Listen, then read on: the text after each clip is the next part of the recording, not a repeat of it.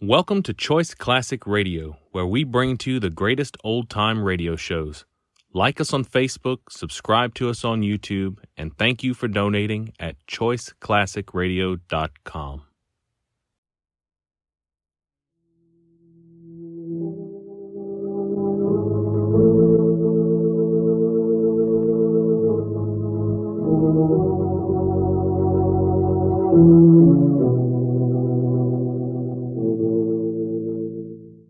Who knows what evil lurks in the hearts of men? The shadow knows.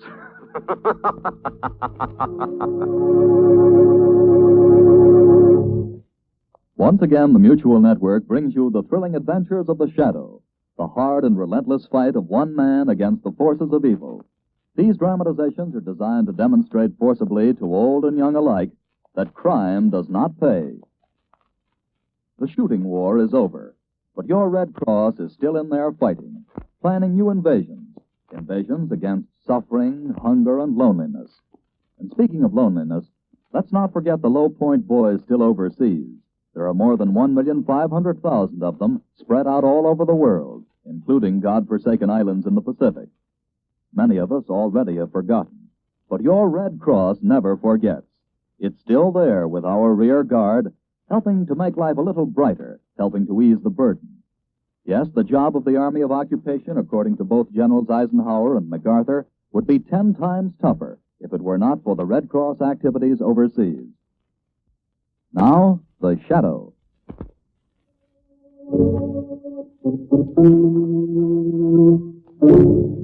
The Shadow, who aids the forces of law and order, is in reality Lamont Cranston, wealthy young man about town.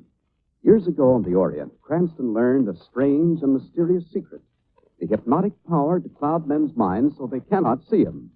Cranston's friend and companion, the lovely Margot Lane, is the only person who knows to whom the voice of the invisible shadow belongs. Today's drama, Ghost Without a Face.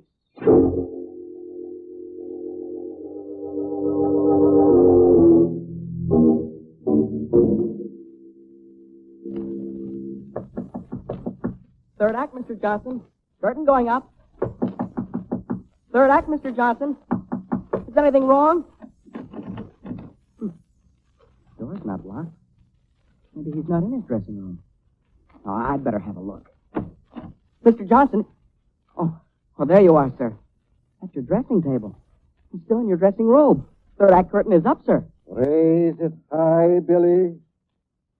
That pack of stupid ingrates will never gaze upon the handsome face of Gaylord Johnson again. What's the matter, Mr. Johnson? You sound sick. Yes, sick and dying. You see only my back. Now, Billy, look upon my face. Mr. Johnson, your face. It's bleeding. Ripped and slashed with my own razor blade. There's blood on your arms. Your wrists are cut. I cut them. I died. No. But they killed me. They spurned me off. Let me go. But they can't escape the horror that will return to them after death. Let me go. Let me go. You'll see me again. I'll return from the dead to haunt this theater for eternity. Help somebody. Mr. Johnson killed himself. Mr. Johnson's dead. He killed himself. Help.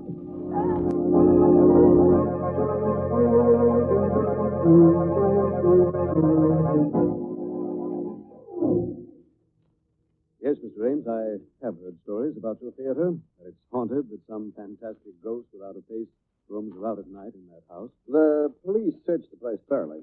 There's nothing more they can do, and that's why I've come to you, Mr. Cranston. As an amateur criminologist, can't you help me track this thing down?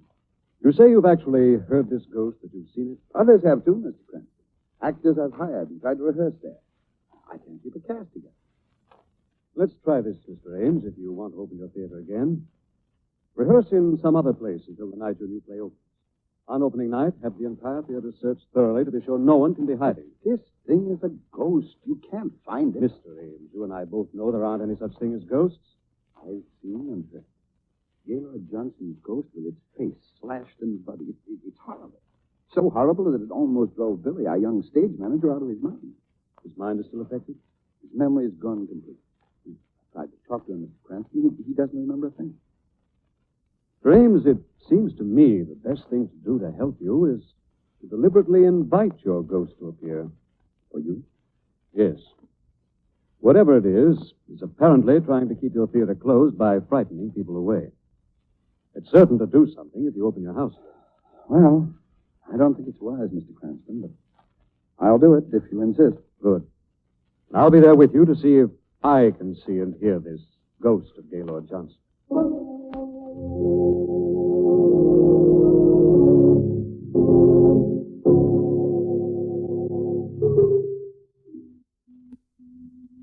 The musty, dark old place is backstage, isn't it, Lamont? Mm-hmm. Well, first act's over, darling, and so far no ghost has appeared. Mm. Oh, I think we'd better wait here in the wings out of the way until Mr. Ames comes off stage. Yes. don't you? The play seems to be going very well. Ames has really splurged on this one, hasn't he? No. Lamont, what really happened here that night a year ago? Well, the third act had just started, as I understand, when Billy, the young stage manager, came running to Mr. Ames in a terrified, hysterical condition, telling him that Gaylord Johnson had killed himself. And when Mr. Ames reached the dressing room, the body had disappeared? Yes. There was blood on the floor, on the dressing table, and on the boy where Johnson had grabbed him before he died. And no trace of the body has ever been found? No. I still don't see how it could possibly have been taken from the theater that night. Backstage was crowded with actors. But the fact remains it never has been found. Oh, Mr. Cranston, Miss Lang. Oh, hello, Good Mr. evening. Ames. Well, how do you like the play? Oh, it's very good, Mr. Ames. Where did you find that wonderful old actress, Madame Trombetta? Because she did a magnificent bit in that last scene. She's been in this country since the war. She's a real trooper, Miss Lane. Now, here she comes now. Oh? Madam Trombetta. Mr. Ames, it is all. Beautifully, Dorothea. And here are two new friends of yours. Prove it. Miss Lane, Mr. Cranston. How do you do, Madame Trombetta? It's a beautiful town. Thank you, so kind. I must change my costume now. I will see you later, perhaps after the show. Second act. Places. Places, please. I suppose you noticed, Mr. Cranston, I asked the police to surround the place. Had the place searched tonight? Thoroughly. Before any of the actors came in. There couldn't be anyone human hiding here. There go the lights, Lamont. Yes. Well, I think we'd better stay backstage here. I wish you would, both of you. We can stand right here. Ooh. Goodness, it's awfully dark. Yes, this is the murder scene in the dungeon. It's quite a startling scene. There goes the curtain. No! What's that? Scream. That wasn't on stage. Take your hands to my throat! Come from one of the dressing rooms, It's isn't it? Madam Trombetta. It's the ghost! He is killing me! Where's the dressing room? Quickly. This way. Down this corridor here. Come on, quick. Something horrible happened. Well, this is the room. The door's locked. Help me break it in. Oh, hurry, hurry. Once more, Mr. Ames. Hard. There it goes. Dorothea. There's no one in. The room's empty. Oh, we just heard a voice calling for help from this room. It's the ghost. Johnson's ghost. He's killed her. He's killed her and spirited her body away.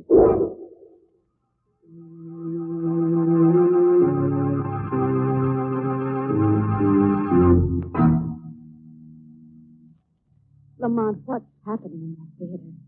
First the young boy, and now Madame Trombetta. I don't know yet, Margot. I'm going back there tonight and find out. Oh, darling, you've gone there before at night, and the ghost has never appeared to you. I think he might this time, Margot. If he's killed Madame Trombetta and hidden her body in there. Why do you? I was just ghost chasing before, Margot. This time, I think we may find a killer.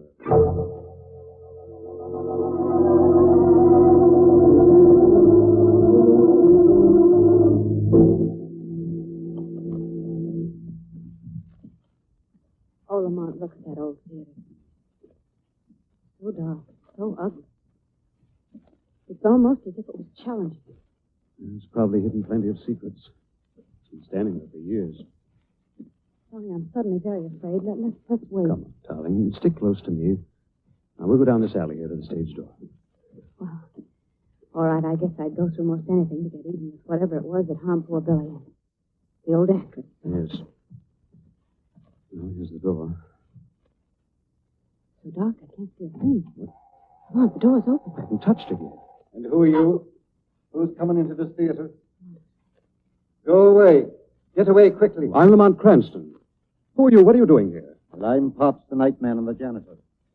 Hey, I've seen you two before. Now, you best keep away from here. Mr. Ames has given us permission to come here any time, Pops. Well, tonight maybe you come once too often. Why do you say that? I heard the voice tonight. From there. Louder. Angrier. Angrier than before. You've heard the ghost, too? Tells me to follow. But I know that there is death and madness where it leads. Well, why do you stay here then, Pops? Well, there's not many a job open for an old fellow like me. I'm safe if I don't listen.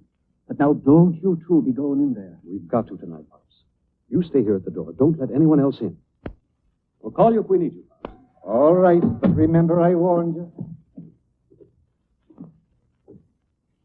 I can't see a thing here. Here, take my hand.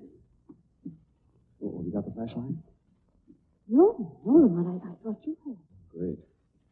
Really in the dark now. Oh, I'm sorry. Darling, just what do you expect to find? Wandering around in here in the dark. I want to take a look at Johnson's dressing room first. That was where Johnson died and Madame Trombetta was killed. I wish I'd waited outside with Pops. This old theater is certainly the perfect background for a ghost story. Yes, I wouldn't be surprised if... Oh! What's the matter, darling? Lamont. There's a body hanging by its neck. I just bumped into it. Scott, there is something. What is it? You bumped into one of those big sandbags that's suspended from the rail. Oh, no. Come on, darling. We'll get this over with as fast as possible. Oh. I'll say the dressing room that Johnson used is just down here, I think. Yeah. That's it right there, isn't it? Yes. Come in, my friend. Wait. Voice coming from inside the dressing room. It's a ghost. It is. We're going to have a look at it. Come in, my friend, and gaze upon death. Lamont, there's someone sitting there at the dressing table. It does look like someone. My face, my ripped and bloody face. A voice. Speaking of Johnson's voice. Horror of my face will drive men mad. I'm going after that thing. Lamont, it's falling!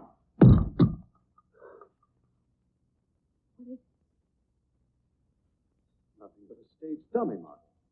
What? Using that Johnson scene, someone threw it on this dressing table chair. But there was a voice in this room, Lamont. I heard it. I heard it too, Margot, but there's no one in here but us. Go! Go! Go! Before the horror strikes. Well, now the voice is coming from somewhere on the stage. Stay here, Margot. I've got to go after it. Lamont, don't leave me. Lamont, take me with you. Doom! Doom! Blundering fool! Lamont, where are you? Over here, Margot. What, Come they- here. Take my hand. No, you Where are shall you? know madness. Margot. You shall look upon terror and death. Look are out, you? Margot. Margot. Look. Well, darling, it's so dark I can't see you. Just reach out your hand and I'll... Oh, there you are. What's going... Lamont. This isn't you, is it? No. Lovely lady, you are holding the hand of a ghost.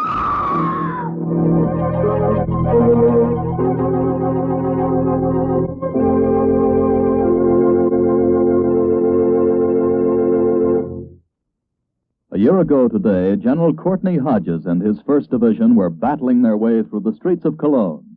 Your Red Cross girls were there, directly behind the lines, dispensing cheer and donuts to the battle-weary GIs. Today, your Red Cross is still there with the Army of Occupation. We have silenced the Wehrmacht, but your Red Cross still fights a battle against loneliness. For the men now overseas, the warmth and hospitality of the Red Cross Recreation Club is the one bright spot in their arduous task yet to be completed. At home, their comrades in the hospitals and other veterans struggling to adjust themselves to civilian life are also benefited by your Red Cross. more than 4,300 Red Cross hospital workers assisted servicemen in our veterans' hospitals during the year of 1945. And 450,000 veterans' claims were handled by local Red Cross chapters during the same period. So, give generously to your American Red Cross for its wide and diversified program of service to humanity. Now, back to the shadow.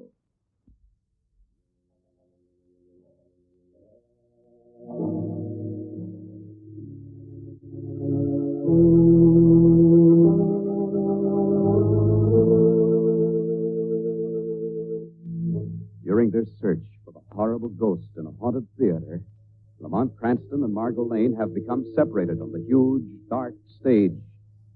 Thinking the figure in the dark beside her was Lamont, Margot has taken its hand when she discovers it is the ghost of the dead actor they'd come to find. Let me go. Let me go. Let go of my hand. Margot, Let go. darling, darling, it's Lamont. Oh, Lamont, no. No, I felt the cold, dead hand. It was the ghost. I know it was Whatever the it was ghost. that held you, I must have frightened it away. Oh, darling. I'm sorry.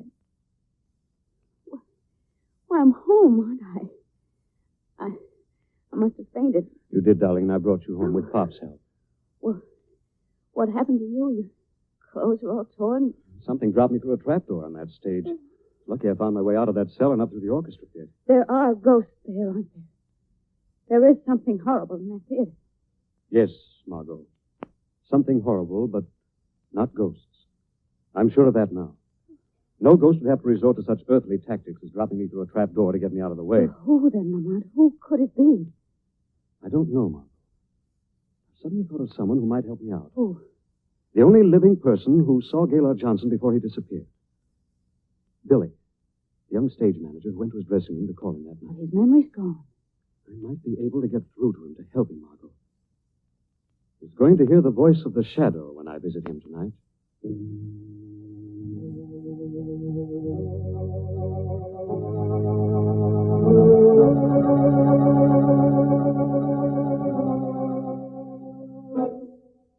Billy, are you sleeping, or is it only your mind that sleeps tonight?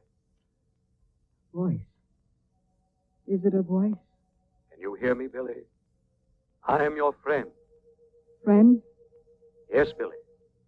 Try to remember. It's curtain time for the third act. Curtain time? Time for the third act, Billy. Call the actors on stage. Call the actors? Call them, Billy. Places, everyone. Places. Places, everyone. Now call the star, Billy. Call Mr. Johnson. No. No. Hurry, Billy. Call Gaylord Johnson. The curtain's up. Up? The curtain's up? Hurry, there's not much time now. He's in his dressing room. Yes. Mr. Johnson. In his dressing room. The door's closed, Billy. Mr. Johnson. Third act. Places, please. That's it, Billy. Curtain's going up. Try the door, Billy. Maybe something's wrong. The door wasn't locked. And open it quickly. No. No. Open the door, Billy, quickly. The curtain's up. Yes. Yes, open the door. There's Mr. Johnson at his dressing table in his robe. He's turning now. Yes, turning to me. All right, Billy, what did you see? I saw him. He got up and came toward me. I saw his awful bleeding face. And then he... Then he dropped dead at your feet? He fell. I thought he was dead. But you don't know for certain. No. No, I was scared and ran out for help. I don't know whether he was dead or not. You do remember, Billy. The shadow has awakened your mind. The shadow? The shadow? Who are you? I'm your friend, Billy. Yes, my friend. A voice in the moonlight. Shadow, you've helped me. You helped the shadow, too, Billy. Go back to sleep now. In the morning, you will remember. The shadow will discover the secret of the ghost without a face.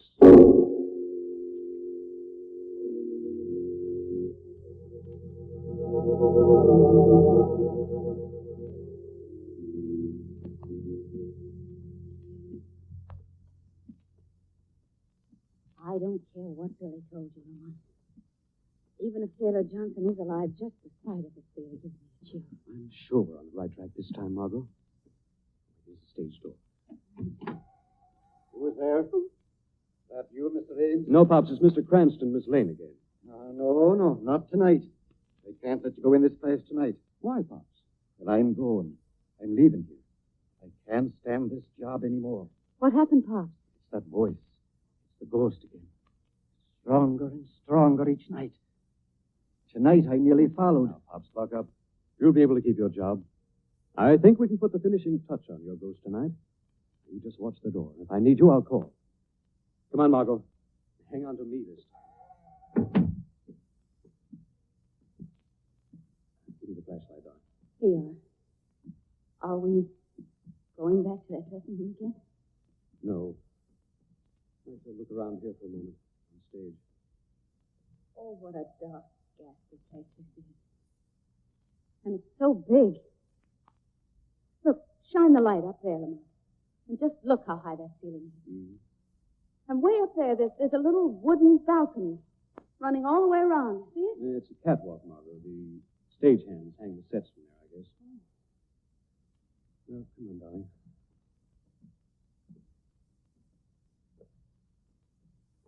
Lamont, that heavy sandbag. Right up above us. It's swinging. It's falling! Margot, look out! Lamont! Darling, you all right? Oh, yes. I guess so. Blessing, you were looking up. Just a moment later, and we'd have... Lamont, you know that something is trying to kill us. Yes. I think our ghost is desperate now. Looks like it's going to be a fight to the end. Come! Follow me! Come where I beckon! The voice again. Where is it coming from? It sounds like it was coming from Johnson's dressing room down that hallway. Yes. I come when you call. Look, it's Pops. They're across the stage. I come. I hear the ghost voice now. Pops going into the dressing room, Margot. The door's closing. Come on, Margot, quickly. Door's locked again. I'll help Lamont. Hurry. Here it goes, Margot. Keep back. Pops! He's fallen. Pops. Lamont. Pops, are you all right? He disappeared through that door. Out the door to the stage. Get him. Get him quick. Stay here with Pops, Margot. I've got to get our ghost this time. Right. I'll help him. Here, just put your arms on me and let me get you put in the pouch. All right, I can manage. Why, Pops? You can stand alone. Wait, don't go. What? Oh, take your hands on my throat. Lamont, we've been tricked. Margot! Pops, what are you... Oh. Pops! Stop, come back here! Lamont! There he goes, Lamont, up that fire escape to the catwalk. Good. I got him trapped this time. A shadow will bring that ghost down to earth.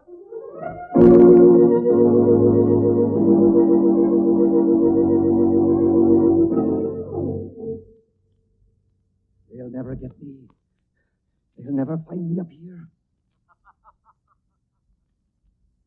Shadow finds all evil.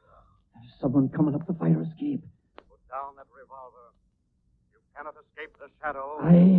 I can't see anyone, but I hear him coming up on the catwalk with me. Yes, Pops. Up on the catwalk. The shadow comes closer to you. Where are you? Who are you? Closer and closer. The shadow comes to you. It's a ghost. Another ghost. You won't get me. I'll find you and kill you. You'll never find the shadow. I will. If you're up here, I'll find you. Now take that gun. Something's grabbed hold of me. Oh, it's a ghost. Drop it. Let me go. Drop that gun. Now you're getting down off this catwalk. I don't know what you are, but if I find you, I'll throw you over that rail. Come back here, you fool. Come back. That rail's breaking. If I find you, I'll kill you. Get away from that rail. It's breaking. Look out.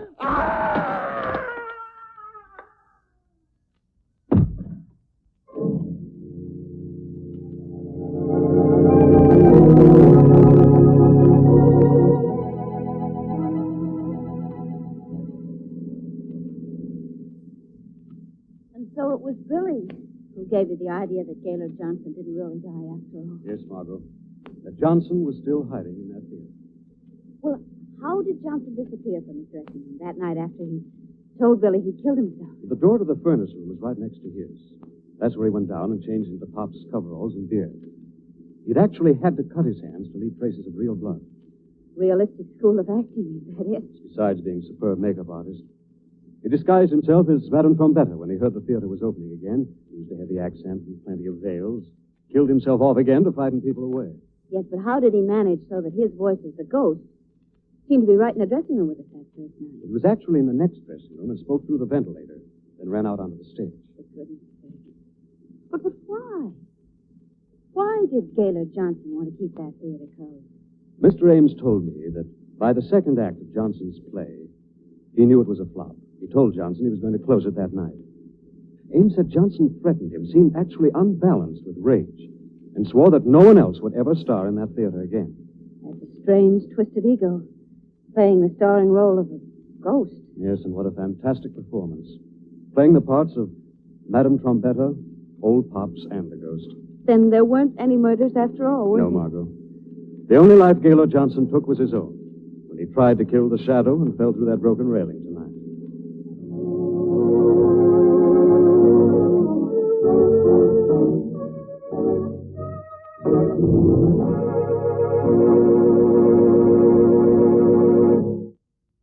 The Shadow returns in just a moment. Since Pearl Harbor, over 500,000 victims of 869 domestic disasters have been given food, clothing, shelter, and medical care by your Red Cross. Yes, even in spite of war, Red Cross carried on the home front, for disaster is no respecter of war. When tragedies occur, Red Cross disaster workers are on the scene immediately. They feed, clothe, and shelter the needy victims, give medical care to the injured, and stay at their side through the long period of rehabilitation. But your Red Cross is present not only in time of disaster, it is also with our men still overseas, our wounded in the hospitals, and our veterans who are struggling to try and readjust themselves to the problems of civilian life. The Red Cross is G.I. Joe's home away from home, and wherever he sees the sign of the Red Cross, he knows that America isn't really thousands of miles away. So give generously to your American Red Cross for its wide and diversified program of service to humanity.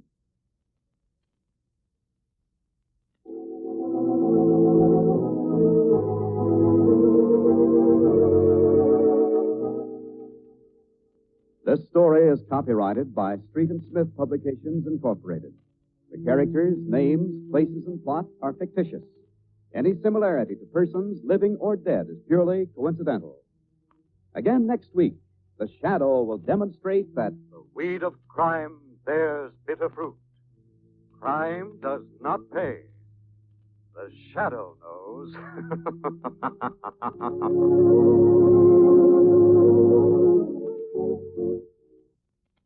Next week, same time, same station, the Mutual Network will bring you another strange and thrilling adventure in the Shadow's daring battle against the forces of evil. Be sure to listen.